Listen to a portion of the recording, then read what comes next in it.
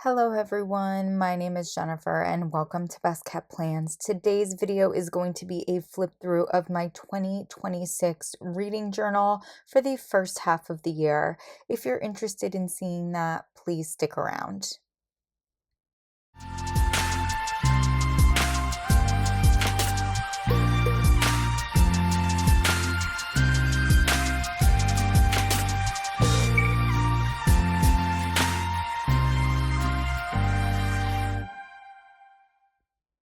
As I said in my introduction, this is going to be a flip through of my 2026 reading journal from January through June of this year. I did do a flip through of this notebook at the beginning of the year before I started using it, just to show my initial setup of all of my intro pages. And we will take a quick look at those, but then I'm also going to show you my actual spreads for every book that I've read so far in the first half of the year. This is an A5 notebook from Archer and Olive. I have been using an A5 reading journal for several years now, and I love it. I think the size is perfect for me. I believe that this journal, this specific one in this color, initially came in a subscription box. I was able to get it off of their website when they did like a warehouse sale at some point, which was really exciting because I saw it and thought it was perfect for a reading journal. I love all of the embossing around. I know that now they have one that you can purchase on its own. I believe it's in a light lavender color, but it does have like the same design on the front and stuff.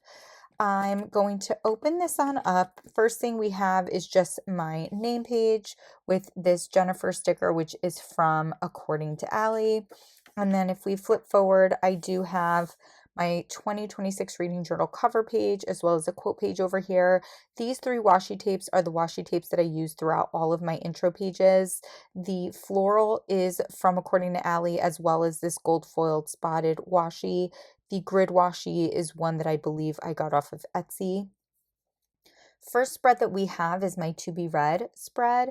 Again, all of the same washi tapes. This To Be Read sticker here is a custom sticker from My Happy Place stickers. I use a bunch of her custom stickers in my intro pages. I drew in all of these boxes and then have a book written next to each. As you can see, I do a check mark when I read a book. I do an X if I DNF it. And these pages continue on. In years past, I've made the mistake of not having enough pages for my TBR, and I fortunately have made the right call, and so far things have gone well with the amount of pages on here. I do have a bunch of them filled in. I have some of them checked off, but I do still have about 2/3 of this page, a whole page here, and then we're on to my next spread, which is my Reading Rainbow, which I completely messed up this year. I'm not sure if I've talked about this yet, but basically, I put together this Reading Rainbow page a little bit different this year. Instead of using a stamp that I have that has like four book spines next to each other and just stamping it all along the page, I decided to get these numbered box stickers from Scribble Prints Co. And my intention was to switch colors every month. And then I realized in February that I forgot to switch colors when I switched from January to February. So then I decided I was just going to have the same color for January and February, but switch in March. I forgot to switch in March. Then part of me thought, okay, well, maybe I can at least switch colors for the second half of the year. Completely forgot to switch colors when July came around. So my Reading Rainbow spread is pretty much a bust for this year, and it's just now a visual tracker of how many books I've read so far, which is a bummer because this is usually my favorite spread in my reading journal, but better luck next year, I guess. We do have the same washi tapes. This is a custom sticker, that Reading Rainbow sticker from My Happy Place stickers, and this continues across 2 pages. I'm definitely not going to read 4 pages worth of books this year. We are halfway into July, and I've read 47 books so far this year. Definitely going for quality over quantity this year, and really happy that I have. New releases, I can't remember. I think I had a new releases spread in my reading journal for 2025 and really liked it.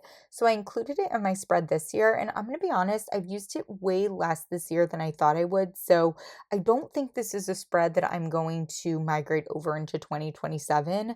But we have our washi deco up here. This new releases sticker is from my Happy Place stickers, as well as these monthly stickers along the top. Then we have a series tracker, which I'm so glad I included this year and will definitely be using in future reading journals. The series tracker sticker is a custom sticker from my Happy Place stickers. And then I just have the series listed on this side, and then I used a dot marker for the number of books in the series along this side. So I finished the library trilogy so far this year.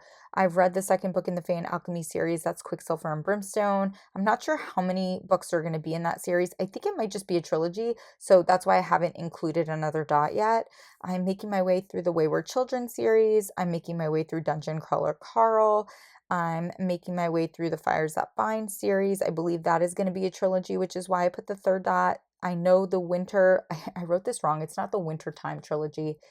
It's the Winter Something trilogy, and it is a trilogy, so I have my three dots. Same thing with the Eternal Path trilogy. We know it's going to be a trilogy, so I wrote those three dots in there. This is the series for The Raven Scholar, which I just recently read. I was nervous that I wasn't going to have enough spots on here, so I'm going to be honest. I've been a little bit selective about what I've put in here. I If it's a series that I started, that's a finished series that I've now actually finished, like I didn't bother putting it in here. The only one was the library trilogy because that was like the first one. If it's a series that I start, but I'm not 100% sure I'm going to continue, I didn't include it in here. This is really only for series that I know I'm going to be continuing on in.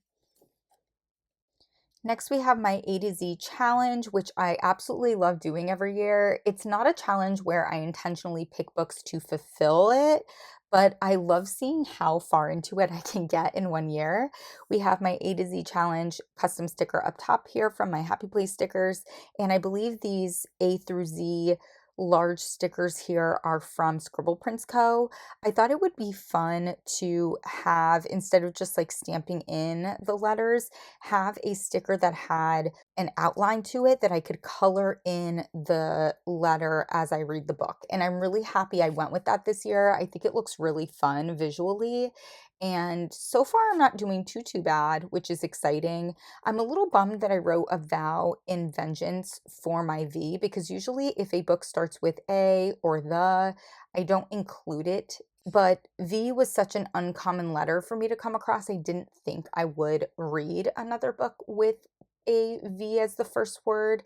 And I did end up reading another book with V as the first word, but it is what it is. A new one for me for this year was this book bingo spread. This is from Scribble Prints Co. The book bingo custom sticker is from my Happy Place stickers. And I've loved doing this so far this year. The only thing is that I wish I had made room. Like, I wish this was a two-page spread where I had the book bingo over here, and then on this page, I wrote out each prompt and then wrote down what book I used to mark off that prompt on the bingo spread. That's the one thing I wish I would have done, and I'm hopeful that I can remember to do that next year. But I've gotten pretty far into this. I think I only have 5 more prompts to get through, which is really exciting.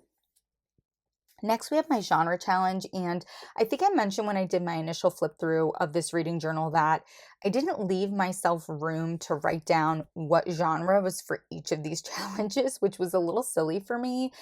I ended up not trying to like fit it in somewhere and decided that like I myself would just know. So this one here on the left where my goal is to read 6 books is my sci-fi challenge, and then the one on the right is for my fantasy challenge. So far so good on fantasy. I have actually read 6 sci-fi books this year. The only thing is that the majority of them have been from the Dungeon Crawler Crawl series. And so I'm trying to not just continue using the Dungeon Crawler Crawl series to fill this up. I want to try to read 6 different distinct individual sci-fi books this year. So that's why we only have 2 filled out, even though technically I've read I don't know, 6 or 7 sci-fi books this year total. And then we have my 26 books in 2026 reading challenge, which I was really excited to do. I tried to be very strategic with it this year. And unfortunately, I just have not read a lot of these books. The majority of them are still unread for me. I'm hopeful. I want to be hopeful that I'm going to get close to finishing this challenge this year, but I don't know. I don't know if that's going to actually happen. I will say that all of the books in this are either fantasy or sci-fi. So when I say I was trying to be strategic, I tried to kind of pair this challenge with my genre challenges for the year so that if I checked off a book from this, it was going to apply to these challenges too. I do have Piranesi on my July TBR. I'm hoping to get to. It's the only book so far in July that's on my TBR that I haven't attempted yet. So fingers crossed for that one.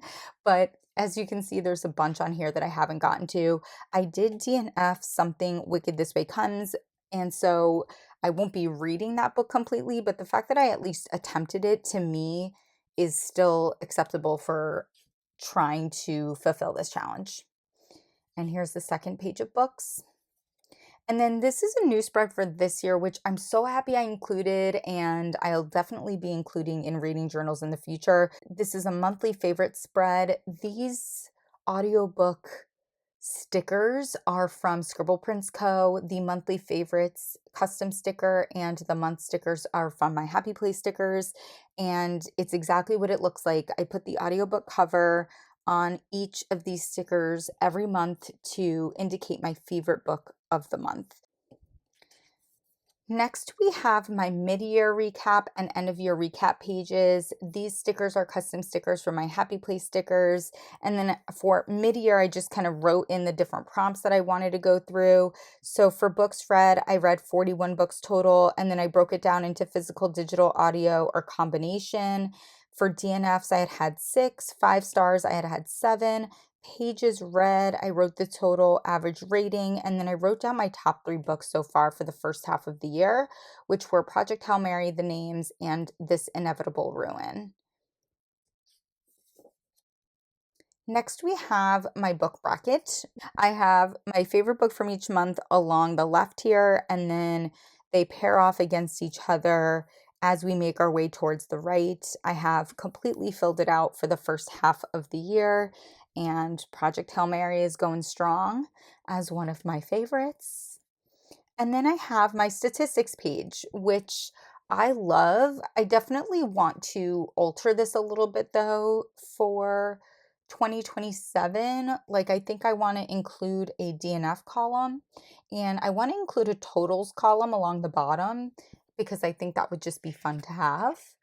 But the statistics custom sticker is from my Happy Place stickers. I'm using those same washi tapes. And then after that, we get into my actual monthly breakdowns, my monthly info. And I definitely changed this up for 2026. I'm really happy that I did. I really, really love the way this reading journal is serving me this year.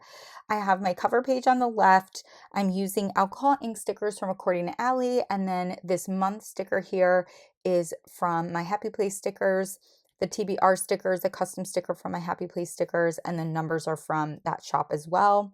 I am using TBR prompts this year, and so I write down the prompt and then I write down the book that's applying to it.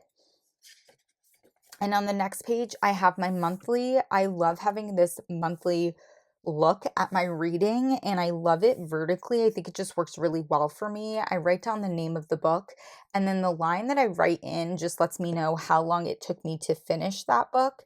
And the color of the line indicates how I read it. So a lot of these are pink because that's a combo, generally a combo of physical along with audiobook, but red is DNF. Purple, I think is, oh gosh, what is purple? Is that physical? Let's see. That is audio only. And so I love the way that that looks. I also use a dot marker, and I don't know if you could really see because it's a very light color blue, but there's a color dot on each day, and that color dot indicates if I read that day. So if I don't read that day, I don't mark that dot off. And then we go in immediately with my book specific spreads. I definitely simplified this. I believe last year I kind of started to simplify it. I loved the way that it worked for me and continued on with it. So I have the cover of the book in the top left. I do title, author, genre, pages, and then the rating in star rating. And then I put down a couple washi tapes and I have a number here, which is what number book of the year that was for me. And that continues on. I do have this DNF sticker. This is a custom DNF sticker from my Happy Place stickers. The number stickers are from my Happy Place stickers. These prompt stickers are not. They're from a different shop off Etsy. I cannot remember the name of it, unfortunately. Oh, wait. I think I have them back here. Let's see. The name of the shop is It's a Hoot. WHOOT. Oh, I'm not going to be able to get that back in because I have all these book cover stickers back here. Alrighty, so yeah, so that's what all of my book specific spreads look like. I do still put all the info in, even for a DNF. I just don't give it a star rating, obviously. And then I decided to include a top 3 spread for each month. So I just put a washi tape along for a little bit of deco. This top 3 sticker is a custom sticker from my Happy Place stickers. And then I put the book covers and then what of my top 3 place they are in. I definitely made some changes from January to February in terms of like what this TBR spread looked like. I didn't really love the proportions of this, so I put the title a little bit higher. I made these a little bit more spread out. I definitely did this one a little too high up. I fixed that in future months, but we have our monthly listed again, and then going right in to my book spreads. I definitely try to match the washi tapes that I use and the color of my star rating to the book cover. Yeah, my top 3 listed here. For March, I definitely found my groove with like how to space everything out on my TBR page. We have my monthly spread, and then we go right into the books I read. What a key one. And this one here as well. And then because this was the end of the first quarter and with the number of books that I read, I was going to have this awkward space down here, which I know what I can put here, but since it was the end of the first quarter, I thought it might be fun to put in quarterly favorites as well. So I have this custom sticker from my Happy Place stickers, and then I just put in some washi tape for the quarterly favorite section. The washi tape I use is the floral that I used in my intro pages, and then I just added in the book covers. I didn't put a number for them. It's just a general top 3 for the quarter. And then we move on to April, and everything looks just the same. And then this is what I did for April because of the way things landed with the number of books I read. I have my top 3 here, and then I had this blank page. I didn't want to start my cover page here because it was going to throw everything off. So I just printed out this book related quote and added that in with a border around it. Now we're into May. And all of my book specific spreads, my top 3 down here. And then we have June, my monthly spread, my book specific spreads. And at the end of June, I actually messed up. I messed it because I finished The Bridge Kingdom on the last day of the month. And I knew it was here. And I thought, oh no, I need to try squeeze in another book. Because if I squeeze in another book, I can put that here, and then I can put my top 3 here, and it'll be perfect. I won't have to like print out a random quote to put down here, forgetting that it was the end of quarter 2.